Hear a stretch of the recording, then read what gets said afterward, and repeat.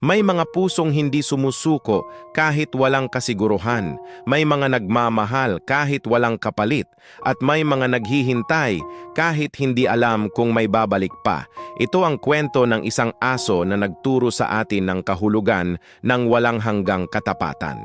Sa isang tahimik na bayan sa Nueva Ecija, sa dulo ng isang makitid na eskinita, may isang payak na bahay na gawa sa kahoy at yero. Hindi ito marangya, hindi rin kapansin-pansin, ngunit sa loob ng bakod na iyon, may nabuo ang isang pamilyang hindi pinagdugtong ng dugo, kundi ng purong pagmamahal. Doon nakatira si Mang Ernesto, isang tahimik ngunit masipag na magsasaka.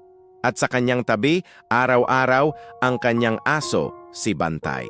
Hindi binili si Bantay, wala siyang lahi.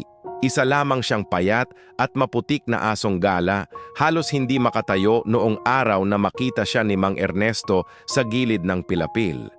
Habang ang iba ay dumaraan lang, si Mang Ernesto ay huminto. Iniabot niya ang baon niyang kanin. Isang maliit na bagay para sa isang tao, pero para kay Bantay, iyon ang simula ng lahat. Mula noon, hindi na niya iniwan ang lalaking nagligtas sa kanya. Tuwing umaga, sabay silang nagigising sa tilaok ng manok.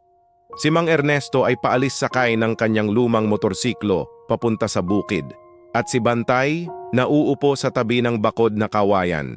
Ang mga mata niya ay nakatutok sa kalsada. Sa bawat dumaraang motorsiklo, umaasa. Sa bawat hapon, naghihintay. At kapag naririnig na niya ang pamilyar na tunog, kapag natatanaw na niya ang kanyang amo, may talon, may pagwagwag ng buntot at may unggol ng purong saya.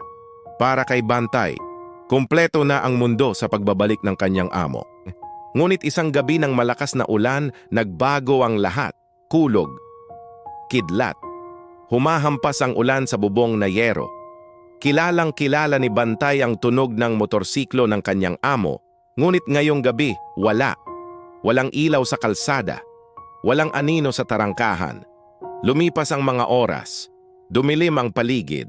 Hindi pa rin umuuwi si Mang Ernesto. Bandang hating gabi huminto ang isang mobile ng pulis sa tapat ng bahay. "Naaksidente po si Ernesto," sabi ng pulis. "Nasa ospital po siya, kritikal ang lagay." Unti-unting huminto ang pagwagwag ng buntot ni Bantay. Bumaba ang kanyang ulo. Sa unang pagkakataon sa kanyang buhay, hindi umuwi ang kanyang amo. Kinabukasan, inalok siya ng pagkain ng mga kapitbahay. May tubig, may silong, ngunit tumanggi si Bantay. Paulit-ulit siyang bumabalik sa tarangkahan, tahimik, nakatitig sa malayong kalsada. Hindi siya tumahol, hindi siya naglaro, hindi siya umalis. Init man o ulan, naghintay siya. Ang kanyang mundo ay huminto, nag-aabang sa pagbabalik ng taong bumuo nito. Sa ika-4 na gabi, habang nagbabantay, may narinig siyang mga yabag. Hindi iyon ang kanyang amo. Isang lalaking palihim na pumasok sa bakuran, isang magnanakaw. Umungol si Bantay, tumahol ng malakas, at sumugod.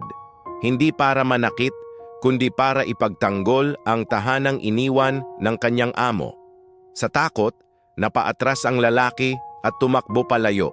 Kinabukasan, sabi ng pulis, kung hindi dahil sa asong ito, baka napasok ang bahay. Kinabukasan may dumating na health worker. "Gising na po si Mang Ernesto," sabi niya. "Maayos na po ang lagay niya," at paulit-ulit niyang tinatanong ang tungkol sa kanyang aso. Tila nakaintindi si Bantay, umungol siya ng marahan.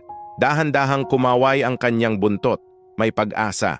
At isang umaga, narinig ni Bantay ang tunog na matagal niyang hinihintay. Isang motorsiklo. Huminto ito sa tapat ng bahay. Isang pamilyar na boses ang marahang tumawag, "Bantay!" Tumahol si Bantay, hindi isang babala, kundi isang tahol na puno ng luhaang saya. Tumakbo siya at sumalubong sa kanyang amo. "Ipinagtanggol mo ang ating tahanan," sabi ni Mang Ernesto habang yakap-yakap ang kanyang tapat na kasama. "Hindi ka lang aso, Bantay. Pamilya ka." Mula noon, si Bantay ay nakilala sa buong barangay hindi lang bilang aso, kundi bilang tapat na tagapagbantay. At tuwing lumulubog ang araw, nandoon pa rin siya, nagbabantay, nagmamasid at nagmamahal. Ang tunay na katapatan, ay hindi humihingi ng kasiguruhan. Ito ay pananatili kahit mahirap, pagmamahal kahit masakit, at pagbabantay kahit walang pangako na may babalik. Dahil minsan, ang pinakadalisay na pagmamahal ay nagmumula sa mga pusong walang kakayahang magsalita, ngunit handang magmahal hanggang sa huli. Kung ikaw ang nasa kalagayan ni Bantay, hanggang saan ka handang maghintay at lumaban para sa taong nagbigay sa iyo ng pangalawang buhay? I-comment ang sagot mo sa ibaba. I-like ang video na ito kung naniniwala ka sa tunay na katapatan. At huwag kalimutang mag-subscribe para sa mas marami pang kwentong nagbibigay puso at inspirasyon. Salamat sa panonood.